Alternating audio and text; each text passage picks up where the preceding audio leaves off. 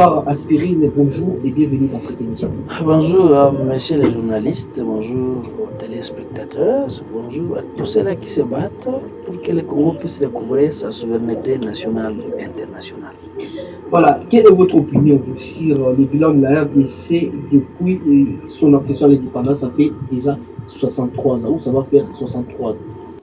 En fait, moi personnellement, je n'ai jamais été d'accord que la RDC a obtenu son indépendance, dans le sens où il y a toujours des injonctions que nous recevons d'ici et là quand on parle de la question liée à la souveraineté ou bien à l'indépendance de la RDC.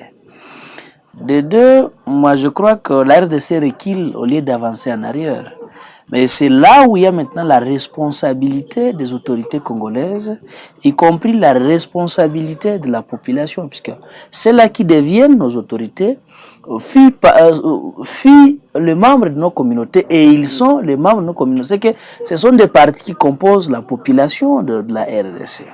Mais si on peut essayer d'analyser sur tous les plans que vous avez soulevés, économique, politique, autre chose, moi je crois que nous avons une très très grande responsabilité, puisque même si ces marionnettistes, ils transforment nos autorités, nos politiciens en leurs marionnettes, mais nous avons quand même notre très grande responsabilité.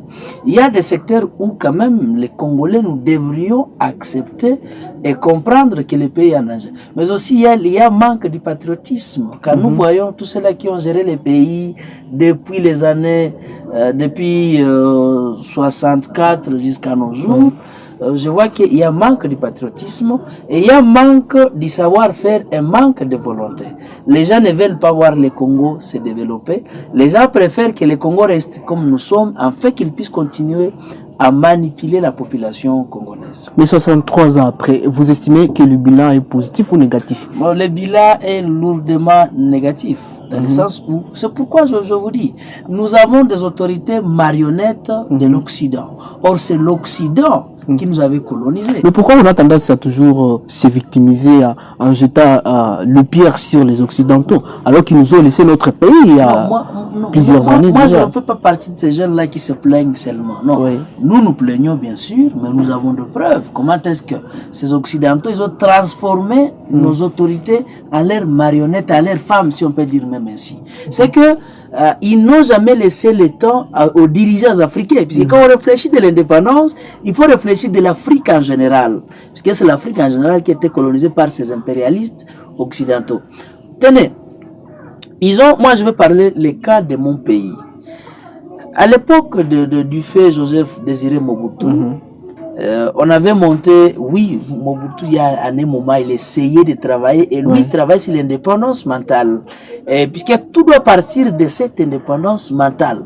Nous devons comprendre que nous sommes indépendants, nous sommes libres, nous ne dépendons pas de telle ou telle autre puissance, nous devons faire ce qui revient à notre pouvoir de faire pour rendre un Congolais heureux. Et vous savez comment est-ce que les Congolais ont été torturés, maltraité par la Belgique, la France, Grande-Bretagne, les États-Unis. Parce que la Belgique n'était qu'un petit pays qu'on faisait passer, mais toutes ces grandes puissances-là, toutes ces grandes puissances-là, exactement, mais toutes ces puissances-là, ils bouffaient de notre sol, ils prenaient le Congo comme un bien commun, voyez-vous. Un bien privé. Exactement. Alors, maintenant, le fait Joseph Mobutu travaillait sur l'indépendance de notre mental, se sentir indépendant et réfléchir en zaïrois. C'est ce qui était comme lui. Lui ne voulait plus que nous puissions réfléchir comme des marionnettes de l'Occident. C'est que sur le plan culturel, il cherchait à donner pouvoir à la culture africaine et zaïroise. Mais par après, on a floué aussi la vision de Mobutu. Il ne savait pas sur quel pied il faut danser. Parce que lui, il se disait, je suis le seul qui chante en oubliant le développement de son pays. Lui, il pensait qu'il faut mettre les Zaïrois au centre et les Zaïrois vont réfléchir sur comment développer les Zaïres. Mais aussi, les Zaïrois, ils avaient manqué cet amour et ce patriotisme. Il y a Mzee Laurent Désiré qui est venu aussi. Mzee Laurent Désiré était venu avec les agresseurs, notamment les Rwandais et les Ougandais. Mais par après, Mzee a compris que non, pour que le pays soit le pays qui rêvait mon mentor, puisque Mzee Laurent Désiré Kabila fit parmi les disciples farouches de Mairie Patrice Lumumba. Et Mzee lui disait, il faut ces gens qui m'ont aidé à mettre le dictateur Mobutu à l'extérieur qui rentre chez eux directement, puisque le pays, le Rwanda, c'est un petit pays que les Américains ont façonné pour leur aider à avoir le contrôle sur la région des Grands Lacs. Et lorsque Mouzé était venu avec ces gens en RDC, pour les Américains, c'était un pari gagné. Et pour les communistes aussi, on avait perdu quelque chose très important. Et Mouzé a dit, quand même si ces deux grandes puissances me regardent, mais quand même je dois travailler pour mon pays, pour que mon pays quand même puisse... pour que mon peuple puisse suivre les rêves de Lumumba, ce que rêvait Lumumba, Kimbangu, Kimpavita et les autres héros qu'on a déjà perdus dans cette histoire. Et maintenant, par après, ils avaient vu, si nous laissons la liberté à cette personne, bien sûr on lui laisse la vie, il va rendre la RDC indépendant. Puisque vous vous rappelez très bien, vous allez rendre Désiré Kabila. Quand on l'avait proposé une dette, il avait dit, mais cet argent, même les mamans du marché peuvent contribuer et nous allons avoir l'argent que nous avons besoin. Il avait refusé. Et ces gens voyaient déjà à lui un démon, voyez-vous. Et il avait abattu, comme il avait abattu Lumumba, les Okito et les autres. Maintenant, Kabila est venu. C'est que Mouzé, lui, il travaillait sur l'indépendance d'une manière juste et parfaite. Puisque lui voulait que la RDC soit indépendante sur le plan politique, économique et social. Voyez-vous. Puisque lui, il mettait aussi l'homme au centre, mais il faisait participer les Congolais, et les Congolais à l'époque commençaient à prendre un peu la conscience et développer ces sentiments patriotiques envers la RDC. Mouzé a été abattu. Après que Mouzé a été abattu, on nous a amené Kabila le fils Kabila. Malheureusement, lui qui ne savait pas sur quel pied il faut danser. C'est quelqu'un d'autrui qu'on avait ramassé à Fizi, qui ne savait pas qu'est-ce qu'il faut faire pour la République, que veut dire la République, où allons-nous, qu'est-ce que je dois faire pour la République. Du coup, il a été récupéré par les Chinois. Et quand il a été récupéré par les Chinois, il ne savait pas quelle est la politique chinoise. Du coup, il y a eu la guerre entre les Chinois et les Américains. On l'a ravi Kabila des mains des Chinois. Il est parti s'installer dans les mains des grands autour, les Américains et les Français. Il est parti se loger dans les mains de l'OTAN. Or, vous savez, ils sont composés par les grands autour. Et Kabila est parti. Nous avons Félix Antoine Tshisekedi, qui est aussi quelqu'un... Il a vu le Congo où nous avions une armée. Maintenant, ça c'est sur le plan politique. Nous avions une armée composée par le brassage, le mixage. C'est que l'armée de James Kabarebe. C'est ça l'armée que Félix a raconté. Que Kabila nous a laissé. C'est l'armée que Félix a raconté. Maintenant, sur le plan évolution politique, la RDC, nous avons un sérieux problème puisque tout ce que nous avons comme autorité, plupart c'est façonné à l'extérieur. Et lorsque c'est façonné à l'extérieur, quand il arrive ici, il a du mal à travailler. Puisque nous avons des marionnettes au pays qui sont nos ministres, nos députés. Et lui seul, il a du mal. Ils ont toujours eu du mal à combattre puisqu'ils n'ont pas de personnes qui peuvent l'aider à combattre. Mais aussi, il y a un sérieux problème toujours sur le plan politique. Nos autorités ne savent pas choisir aussi qui sont les politiciens et la plupart de nos politiciens ne savent pas que veut dire la politique. Voyez-vous. Parce que nos autorités congolaises, surtout ces ministres, ces députés, elles pensent qu'être politicien, c'est s'enrichir, c'est avoir de belles maisons, de belles voitures, avoir des chalets en Europe. C'est ça ce qu'eux pensent que c'est ça la politique. Et puis ils ont inventé leur slogan, la politique c'est les intérêts. C'est que nous avions mal compris la politique veut dire quoi, nous avions mal appris que veut dire la démocratie, c'est que nous sommes mal partis au début. Et c'est lui qui va nous aider pour que nous soyons indépendants. Il nous faut faire comprendre l'homme congolais que la RDC, c'est l'unique pays que nous avons et nous devons aimer ce pays. Parce que quand on soulève de l'indépendance de la RDC, il faut aussi soulever le patriotisme. C'est la lutte qu'avait menée Lumumba avec quel objectif? Mais quand vous venez un peu de balayer en bref l'histoire, vous estimez que la politique a échoué, c'est un échec. Mais quelles ont été alors les réussites remarquables de la RDC depuis son accession à l'indépendance? Non. Sur tous les plans, les réussites. On n'est pas quand même parti, nous ne sommes pas nuls quand même. Non, moi je ne vois pas qu'est-ce qu'on a réussi, dans le sens où, aujourd'hui au XXIe siècle, c'est chez nous où il y a encore des routes non asphaltées. Or, vous savez, tout ce qu'on dit que nous avons. Nous sommes les pays qui n'est même pas industrialisé. Or, vous savez tout ce que nous avons. C'est que nous n'avons pas une politique intérieure, une politique que les Congolais doivent, sur lesquels les Congolais doivent s'appuyer. Même si demain, même si Félix partait demain, quelle est la vision, qu'est-ce qu'il a laissé comme politique où nous devrions nous appuyer? Kabila était parti, même chose. C'est que c'est de l'échec en échec. Mais quand même, nous devons nous ressourcer de ce qu'il y a, comme nos enseignants nous disent, vaut mieux tard que jamais. Oui. Vous savez, en Chine, je vais prendre l'exemple de 2 pays, 3 d'ailleurs, Chine, Russie et l'Iran. Ils ont leur philosophie, ils ont leur idéologie. Même si Poutine partait, demain, ils savent c'est la Russie d'abord.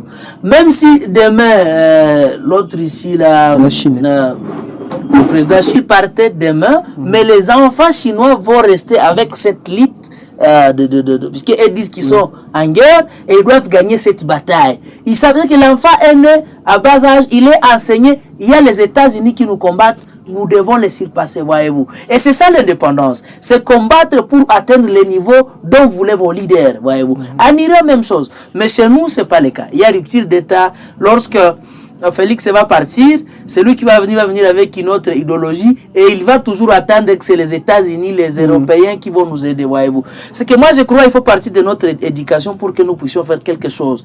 Il faut commencer par apprendre les enfants, c'est quoi la RDC, quelles sont les vocations de la RDC, qu'est-ce que nous devons être. Ça tout doit partir de l'éducation. Exactement, tout doit partir de l'éducation. J'ai vu quand même Félix essayer de rendre gratuite l'éducation. Ça peut être le socle de notre développement et ça va être aussi le socle de notre indépendance. Mais le sérieux problème, qu'est-ce qu'on nous enseigne? Qu'est-ce qu'on enseigne aux enfants?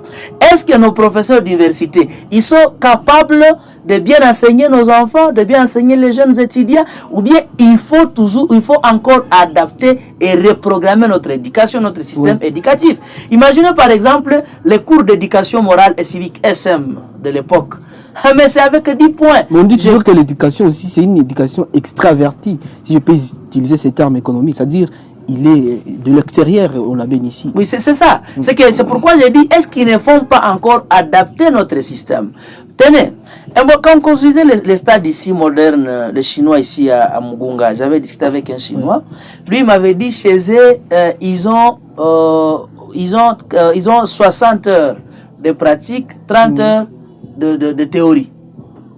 Je crois aussi c'est ce que nous devrions adopter. C'est pas seulement étudier 220 combien heures et puis vous allez maintenant faire pratique dans 30. Bon, non, c'est pas ça. C'est que nous devons adapter notre système éducatif selon les contextes actuels. Aujourd'hui, le monde est compétitif. Attention, je ne me vois pas moi, Aspirine, faire 5 ans à l'université puis devenir sommaire. Or, si je faisais une année ou bien 2 ans à l'université et m'offrir l'espace où je veux pratiquer ce que je vais étudier. Le Congo, nous avons tout. Et si on travaille pour l'indépendance de la RDC, moi je crois qu'on devrait coloniser le monde entier. Parce que nous avons... Qui va coloniser le monde entier? Nous, les Congolais, on devrait le faire. Les Congolais coloniser. Oui, nous avons tout ce qu'il faut. Non, mais... Parce que là, ce n'est pas retourner en arrière, alors que le monde a évolué. Non, c'est pas retourner en arrière. C'est de comprendre. C'est ça aussi le sérieux problème. Les Congolais ne comprennent même pas quelle est la vocation de la RDC. Mais qu'est-ce que vous en pensez de ceux qui disent que les Congolais colonisent leurs propres frères congolais? Oui, c'est ça le sérieux problème. Nous avions perdu. La lutte de Lumumba était de voir les Congolais vivre d'une manière... J'y pensais, tout ce que nous avons, comme sol, comme sous-sol, comme forêt, puisque aujourd'hui on voit aussi les forêts, c'est une grâce. Et nous sommes aujourd'hui au monde quand même l'unique pays avec beaucoup de forêts. Et lui pensait qu'avec tout ce que nous avons comme ressources, ça doit rendre l'homme congolais indépendant. Mais aujourd'hui, tout ce que nous avons, c'est utilisé contre nous-mêmes. C'est pourquoi je vous dis, beaucoup de Congolais ne comprennent pas la vocation d'un homme congolais. Et aussi, lorsque certains Congolais colonisent d'autres Congolais, c'est une philosophie occidentale. C'est ce qu'on a dit à Kabila. Tu es pauvre, tu dois t'enrichir, tu dois faire quoi? Aujourd'hui, Kabila, lui seul, garde au moins l'argent qui peut nourrir les Congolais. Lui seul. Et il est calme. Kabila, les autres, leurs familles, ils en ont aussi cher. C'est que les gens, au lieu de chercher de rendre le Congo qui rêvait Lumumba et Kimbangu, d'autres cherche comment avoir l'argent. C'est pourquoi moi je crois que nous ne sommes pas à l'époque où nous devrions nous appeler indépendants. Non, nous ne sommes pas encore indépendants. On nous a donné tout simplement la liberté d'expression. On ne nous a même pas laissé la liberté de penser, puisque nous pensons occidental. Voyez-vous, nous pensons occidental. Nous devrions penser congolais, réfléchir congolais. Mais moi, quand je vois tout ce que nous avons, et que des petites ONG, du genre PAM, UNICEF, je ne sais pas quoi, c'est eux qui nous amènent à manger. Mais il y a d'autres pays c'est ridicule. Qui ont avancé quand même. Il y a d'autres pays qui ne nous sont pas laissés là être colonisés. Bon, oui, vous savez le sérieux problème quand je vous dis que le Congo était considéré comme un butin de la colonisation, le Congo était considéré comme un bien commun des Occidentaux. Et parce que dans ce secteur, moi, je dois freiner ça. Dans ce secteur, moi, je dois freiner ça, je dois freiner ça.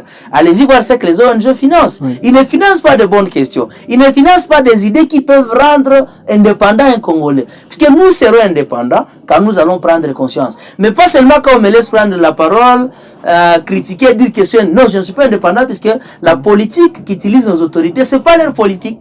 C'est pas leur politique. C'est la politique occidentale. Oui, exactement, c'est la politique qu'on sait ailleurs, qu'on nous impose la ici. Démocratie. Et comme nos autorités n'ont pas ce poids, ils ne veulent pas faire participer leur population, de crainte que la population prenne conscience et les balayer aussi. Puisque la plupart sont de pourriture, voyez-vous. Alors, pourquoi moi je crois, on ne peut pas s'appeler indépendant. Nous devons plutôt travailler à arrache-pied. On peut encore rattraper la montre. C'est tout à fait normal. Nous devons travailler. Ans après. Oui, nous devons travailler à arrache-pied. Vous devez comprendre, nous sommes une nouvelle génération. Il y a beaucoup de pays qui se sont développés dans 20 ans, 30 ans. Mais... on peut faire même dans 10 ans. Par exemple. Nous, on peut le faire dans 10 ans. Allez-y comprendre qu'est-ce qu'ils ont fait pour devenir ça. C'est qu'ils ont mis d'abord des questions de guégueur à part. Ils ont pris d'abord, se sont dit, Singapour d'abord, développons d'abord notre pays, autre chose, c'est après. Mais chez nous, même pour des questions d'intérêt national, les gens sont divisés. Prenons l'exemple de cette guerre d'agression, d'injustice dont nous sommes victimes. Vous avez vu certains Congolais refuser. Non, nous on ne peut pas faire ça, nous on ne peut pas faire ça, nous on ne peut pas faire ça. Mais ça c'est lâcheté. Comment voulez-vous que votre pays soit indépendant tant que vous ne prenez pas des questions d'intérêt national encore? Vous savez, pour les Américains, les Américains eux disent l'Amérique d'abord. Que vous soyez du côté gauche, droite, je vous dis, lorsque l'Amérique est attaquée, tous ils prennent part dans cette guerre. Les États-Unis, Chine, Russie, Iran, Inde, même chose. Mais chez nous, ces gens, qu'est-ce qu'ils ont fait? Ils nous ont créé dans beaucoup de factions politiques. Vous êtes de tel autre côté et vous devez freiner tel. Prenez les armes, sont là. Prenez c'est ça. Et nous sommes restés dans la guerre, et la guerre d'intérêt des individus, mais qui n'est pas la guerre d'intérêt général. Et nous, les jeunes, on les accompagne. Mais attention, cette nouvelle génération, nous avions compris, nous ne sommes plus comme nos pères qui dansaient Ndombolo au Zaïre, nous ne sommes plus comme nos pères qui dansaient pour Kabila toute la journée. Nous sommes une nouvelle génération. Une nouvelle génération qui, on voit aujourd'hui, qui est devenue un peu tambourinée, si je peux le dire, qui est là, qui est pour applaudir les autorités, je veux dire, morales, dans plusieurs partis politiques. Non, il faut seulement comprendre. Ils n'ont pas encore compris la vision du Congo. Vous savez, beaucoup de jeunes, si vous les voyez applaudir, c'est puisqu'on leur a donné quelque chose. C'est pas puisqu'ils n'applaudissent pas puisque la personne qu'ils applaudissent a fait une bonne chose. Non, c'est puisqu'il est venu avec 500 francs, avec 1000 francs. C'est que les gens, ils ont travaillé pour que nous puissions rester pauvres, afin de les applaudir le plus longtemps possible. Mais attention, moi, les jeunes que je vois aujourd'hui applaudir, je ne dis pas qu'ils ont applaudi simplement parce qu'ils ont reçu 500 francs ou quoi. Tenez. Le Congo, il y a beaucoup d'années, depuis 1994, le Congo n'a pas fait le recrutement. Nous n'avions pas fait le recrutement dans l'armée. On a eu le brassage, le mixage, le réinsertion, autre chose. Mais quand même aujourd'hui, il y a recrutement. Mais si les jeunes peuvent applaudir, puisque nous avions eu l'unité Guépard, mais pourquoi ne pas applaudir? Ça fait des années que le Congo a été sous embargo. Mais si on dit que l'embargo a été levé, on se félicite nous, puisque la levée de l'embargo n'est pas le fruit de la diplomatie des chefs de l'État seul. C'était aussi la manifestation dont nous avions pris part. C'était aussi la détermination dont vous, journalistes, vous avez pris. pour dénoncer tout ça. Et aussi, on doit aussi féliciter ces diplomates qui ont travaillé pour ça. Alors, si on peut féliciter pour ça, où est le mal? Il y a beaucoup de choses qui n'avancent pas encore, oui, mais quand même, je crois, si la population continue avec cette allure, je crois que ça va aller, voyez-vous. On nous avait imposé une armée d'occupation étrangère, notamment la MONUSCO, qui est une armée occidentale, sous ordre des Nations Unies. Et vous savez qu'ils sont les grands maîtres des Nations Unies. Et puis vous voulez vous développer comment tant que ce sont les étrangers qui contrôlent votre sécurité, voyez-vous. Il y a aussi d'autres forces armées qui sont là, notamment les AC. Non, les AC aussi, c'est parmi, ce sont les 1-23. Quand vous les traitez de force, ce sont les 1-23 qui se déguisent. Moi, je ne l'ai jamais traité comme une force qui est venue au rescousse de la RDC. La MONUSCO, les AC sont les partenaires du Rwanda. Et puis moi, c'est pourquoi nous nous disons, nous devons travailler pour notre indépendance. Et cette indépendance, c'est d'avoir notre armée à mesure de sécuriser l'intégrité du territoire national. Et cette armée existe. Cette armée peut faire encore beaucoup de choses. Mais vous savez, même le chef d'état-major y est revenu. Les infiltrés au sein de l'armée, bon, ça se comprend, puisque nous avons des militaires de James Kabarebe au Congo. Nous avons, c'est leur armée que nous avions. On cherche à nettoyer, mais c'est pas facile. Voyez-vous, c'est pas facile. Pourquoi nous, on encourage les autorités qui réfléchissent sur le Congo de donner les moyens conséquents à la RDC, de donner les moyens conséquents. D'ailleurs, vu la situation que nous menons, 40% de notre budget devrait être doté à l'armée. 40% au social. 20% aux politiciens. Aux institutions. Aux institutions de choses. Mais c'est le contraire, malheureusement. Oui, c'est parce que nous avons les politiciens majeurs. C'est pas nous avons des patriotes, pas les patriotes. Voilà, merci beaucoup. On va finir cette émission. Mais c'est quoi les défis? 63 ans après, qu'est-ce qu'il faut faire maintenant pour avoir un bilan positif? La RDC se trouve quand même sur le top quand même 10 des pays qui ont émergé. Non, le défi est majeur. Le défi est majeur. Et moi, je crois que ce qui peut nous aider, c'est de promouvoir le patriotisme. Et promouvoir le patriotisme, il faut aller avec une pépinière. C'est non plus avec ces vieux de 60 ans, de 50 ans, 70 ans, c'est là qui ont détruit le pays. Mais il y a les vieux qui ont encore cet amour de la RDC. Puisque retenez, c'est à cause de ce qu'il dit que Kagame pleurniche du jour au jour. Et ça va, moi je crois, parmi les défis, c'est de faire comprendre ces gens que nous n'avons pas autre pays que le Congo, que nous devons nous battre pour que le Congo soit le pays qui révèle Lumumba. On ne peut pas accepter qu'avec tout ce que nous avons comme richesse, que la richesse soit seulement entre les mains des individus et que le Congo soit pauvre. Il faut changer notre paradigme, il faut changer la culture de penser que les gens doivent être des riches et les pays pauvres. Vous savez, les Occidentaux, ils ont conçu une carte qui veulent nous imposer, mais personne n'y réfléchit. Ils disent, mais ces gens, bon, personne n'y réfléchit, mais nous, quand même, on essaie de penser au-delà de ce que nous voyons. Vous savez, il y a les gens qui ont pris une carte. Ils veulent appauvrir toutes les institutions, entreprises de l'État. Si vous regardez les entreprises qui existaient à l'époque coloniale et les entreprises qui existent aujourd'hui, ils ont disparu. Pourquoi est-ce que nous n'avons pas cette capacité de faire émerger les choses? Nous en avons. Mais ils ont montré aux gens qu'ils doivent avoir l'argent et que le pays doit dépendre d'eux. Or, normalement, on peut faire les deux. Les gens peuvent avoir l'argent et la République l'argent. Imaginez, il y a le Simenki que s'est offert M. Lukwebo. Ah, c'est vieux vraiment. C'est lui qui a acheté Simenki. C'est au lieu d'engager les gens, il engage sa famille, puisque ça devient un bien privé. Ce n'est plus un bien de l'État, ça devient un bien de la famille. Et tout ce qu'on trouve là, c'est dans ses poches, au lieu d'entrer dans le trésor public. Or, moi, fils d'un pauvre, je peux profiter lorsque ma République, mon pays, a des moyens. Mais lorsque le pays n'a pas de moyens, ce sont les individus qui ont les moyens. C'est que je vais dépendre de ces individus, et même mon pays va défendre des individus, au lieu que les individus dépendent de la République. C'est que le défi est majeur, et je crois que ça doit commencer au niveau de la pépinière. Enseignons les enfants, enseignons cet amour patriotique, que nous puissions mettre le pays au centre et penser que nous devons le pays, mais ce n'est pas le pays qui nous doit. Et là, je crois qu'on peut rendre le Congo indépendant, meilleur et prospère. Merci beaucoup, Aspirine. Mesdames et messieurs, c'est la fin de cette émission. Je vous remercie d'avoir accepté notre invitation dans cette émission. Merci pour l'invitation. Aussi, je crois qu'il faut être sur... comment on dit?